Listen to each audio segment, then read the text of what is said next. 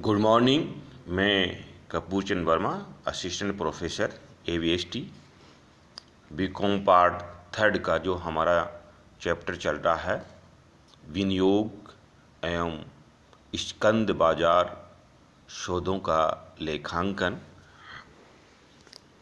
पिछली क्लास से आगे हम पढ़ेंगे। हमने जो पढ़ा उससे आगे लेखा व्यवहार, अकाउंटिंग ट्रीटमेंट, किस प्रकार से क्या है कि हम विनियोग करते हैं और विनियोग करने के बाद में विनियोग करने वाला व्यापारी, विनियोग करने वाला व्यक्ति किस प्रकार से क्या है कि इसके ट्रांजैक्शन लेखे करेंगे, वह क्या कि हम आज पढ़ेंगे। विनियोग का लेखा करने के लिए इनको हम दो भागों में बांटते हैं। स्थिर आय विनियोग, जिसके अंतर्गत हम डिबेंचर्स लेते हैं, गवर्नमेंट सिक्योरिटीज लेते हैं। दूसरा है परिवर्तनशील आय विनियोग, कंपनी जिसमें हम लेते हैं कंपनी के साधारण अंश। प्रत्येक प्रकार के विनियोग के लिए हम एक अलग से खाता खोलते हैं। स्थिर आय विनियोग का लेखा विनियोग दो तरह से किए जा सकते हैं। निर्गमित संस्था से सीधे क्रय करना, विनियोगकर्ता निर्धारित आवेदन पत्र पर प्रतिभूति को सीधे क्रय कर सकता है। इसका निर्गमन संस्था सममूल्य पर, प्रीमियम पर, डिस्काउंट पर कर सकती है। संस्था या कंपनी जिस मूल्य पर भी इसका निर्गमन करती है वो इस प्रतिभूति का क्रेता की लागत मानी जाएगी। नंबर 2, पूंजी बाजार से भी क्रय किया जा सकता है। विनियोगकर्ता प्रतिभूतियों का क्रय पूंजी बाजार से भी क्रय कर सकती है, जिसको हम स्टॉक एक्सचेंज मार्केट कहते हैं। इसे ब्रोकर के माध्यम से क्रय किया जाता है। ब्रोकर इस कार्य के बदले में क्रेता और विक्रेता दोनों से दलाली या कमीशन या ब्रोकरेज लेता है, जो सामान्यतः क्रय मूल्य या विक्रय मूल्य पर इसकी गणना की जाती है। इसके अलावा क्रेता इन प्रतिभूतियों को अपने नाम में ट्रांसफ़र कराने के लिए मुद्रांक शुल्क भी चुकाता है, और ये मुद्रांक शुल्क है लगभग 0.50% है।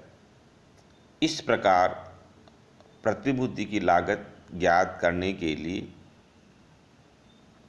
क्रय मूल्य प्लस कमीशन कह सकते हैं, दलाली ब्रोकरेज, और इस दलाली पर प्लस GST जो 18% है, प्लस मुद्रांक शुल्क,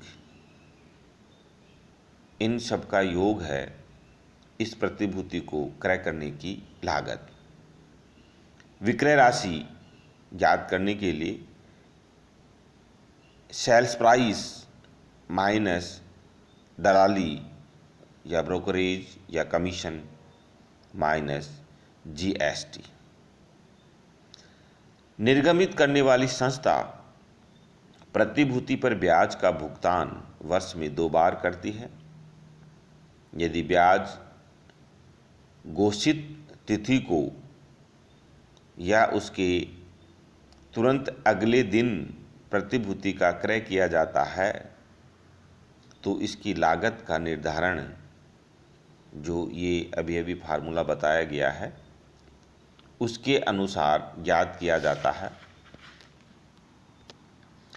किंतु यदि क्रय और विक्रय बाद में किसी दिन होता है तो क्रेता या विक्रेता के मध्य ब्याज के विभाजन करना पड़ता है। कंपनी अधिनियम के अनुसार कंपनी केवल उसी व्यक्ति को संपूर्ण ब्याज का भुगतान करती है जिस तिथि को ब्याज की घोषणा होती है। उस दिन उस प्रतिभूति का पंजीकृत स्वामी होता है। अतः आपस में क्रेता और विक्रेता उस ब्याज की राशि का बंटवारा समय के अनुसार कर सकते हैं।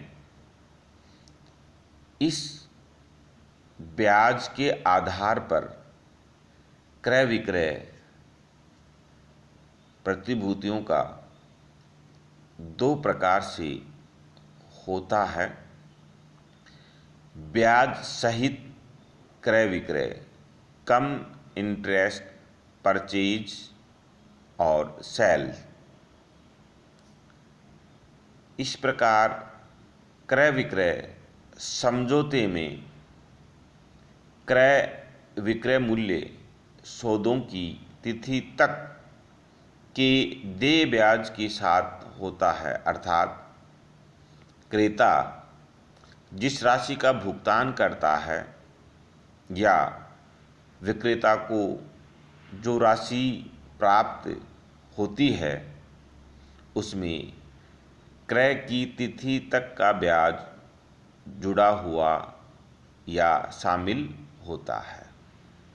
अतः क्रेता के लिए लागत व विक्रेता के लिए विक्रय राशि की गणना करने हेतु इस देय ब्याज की राशि को घटा दिया जाएगा। नंबर 2, ब्याज रहित क्रय विक्रय, एक्स इंटरेस्ट परचेज और सेल।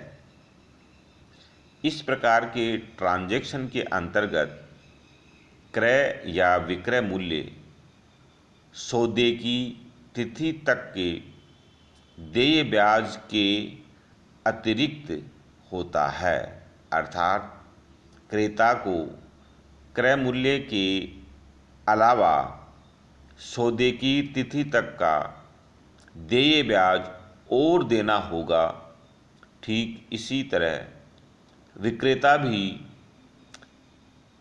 सौदे की तिथि तक के देय ब्याज को विक्रय राशि के अलावा ब्याज की राशि और प्राप्त करेगा। इस प्रकार क्रय की लागत या विक्रय की राशि की गणना करते समय ब्याज के लिए किसी प्रकार का समायोजन नहीं होगा, क्योंकि उसकी अलग राशि की गणना की जाती है। यदि प्रश्न में क्रय विक्रय ब्याज सहित या ब्याज रहित नहीं दे रखा हो तो इसे ब्याज सहित ट्रांजैक्शन माना जाएगा।